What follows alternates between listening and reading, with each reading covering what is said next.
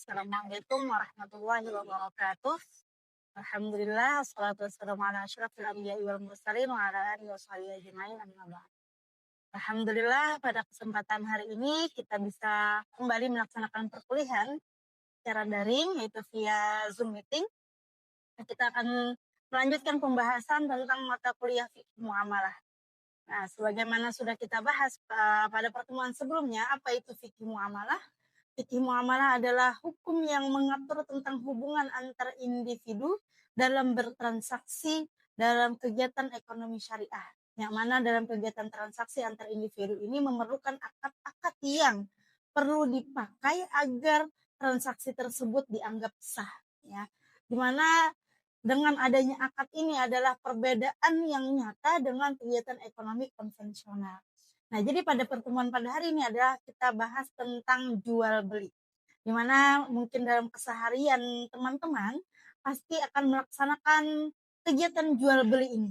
Baik jual beli secara tunai ataupun secara online ataupun dan juga secara kredit dan lain sebagainya. Ya. Jadi dalam jual beli, definisi jual beli itu adalah tukar menukar barang yang bernilai antara penjual dan juga pembeli, di mana orang yang melaksanakan transaksi ini tidak ada paksaan, jadi tidak boleh dipaksa untuk membeli barang yang diperjualbelikan. Yang mana kemudian barang yang diperjualbelikan ini ketentuannya adalah barang yang dijualbelikan adalah milik si penjual. Ya, jadi tidak boleh menjual barang punya temannya kah atau barang hasil curian kah, itu tidak diperkenankan. Dan juga barang yang diperjualbelikan ini adalah barang yang memiliki nilai serta manfaat.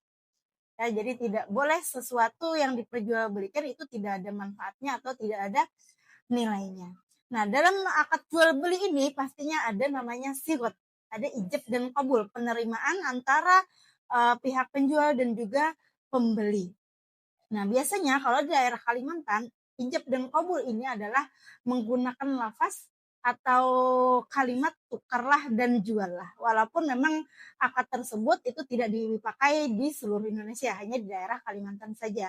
Jadi di daerah yang lain atau daerah luar Jawa dan lain sebagainya biasanya menggunakan akad terima kasih. Nah, kemudian dalam jual beli ini biasanya ada yang secara tunai.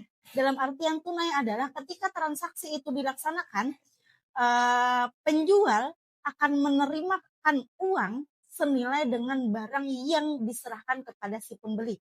Jadi dalam konteks tunai di sini bukan berarti penyerahan uangnya hanya diwajibkan secara cash atau secara tunai, tidak, tapi masih diperkenankan untuk menyerahkan uang secara via elektronik, pakai transfer dan lain sebagainya, tetapi pelaksanaan jual beli tersebut dalam satu majelis. Nah, itu dalam artian adalah jual beli tunai. Contohnya adalah seperti misalkan membeli makanan, membeli minuman, membeli bensin dan lain sebagainya yang memang penjual menerimakan uang, kemudian pembeli mendapatkan barang yang bernilai senilai dengan uang yang mereka keluarkan. Kemudian yang kedua adalah jual beli tidak tunai atau dikenal dengan murabahah. Ya, murabahah ini adalah jual beli yang mana pada si penjual akan mendapatkan keuntungan yang diberitahukan atau diberitahukan secara transparan kepada si pembeli dengan biaya otomatis lebih mahal daripada jual beli yang dilakukan secara tunai. Karena apa? Dalam transaksinya adalah pembeli akan membayarkan nilai barang tersebut secara cicilan. Jadi tidak bisa penjual menerima uang tunai senilai dengan barang yang diberikan. Jadi pelunasannya di kemudian hari. Nah, dengan keuntungan yang diterima oleh penjual harus diberitahukan dulu kepada si pembeli. Contohnya adalah seandainya teman-teman nih membeli motor. Membeli motor, kalau diperjualbelikan atau membelinya secara tunai itu adalah seharga 20 juta. Tetapi kalau dia membeli secara cicilan atau angsuran, otomatis harganya akan lebih naik. Bisa menjadi 25 juta atau hingga 30 juta. Nah, di mana laba keuntungan yang diterima oleh penjual harus diberitahukan kepada si pembeli. Yang kemudian kewajiban si pembeli untuk membayar angsuran per bulannya hingga barang tersebut dianggapkan lunas. Jadi selama masa angsuran si pembeli itu akan membayarkan senilai uang yang konsisten, dalam artian si penjual tidak diperkenankan untuk menambah atau merubah biaya angsuran di bulan yang akan datang atau tidak mengikuti suku bunga ya. Jadi biasanya kalau dalam kegiatan ekonomi konvensional itu angsuran itu akan naik berdasarkan suku bunga yang ada. Tapi kalau dalam ekonomi syariah tentu tidak diperkenankan adanya tambahan dalam angsuran yang wajib dibayarkan oleh si pembeli. Nah, mungkin itu saja yang bisa kita bahas pada pertemuan kali ini.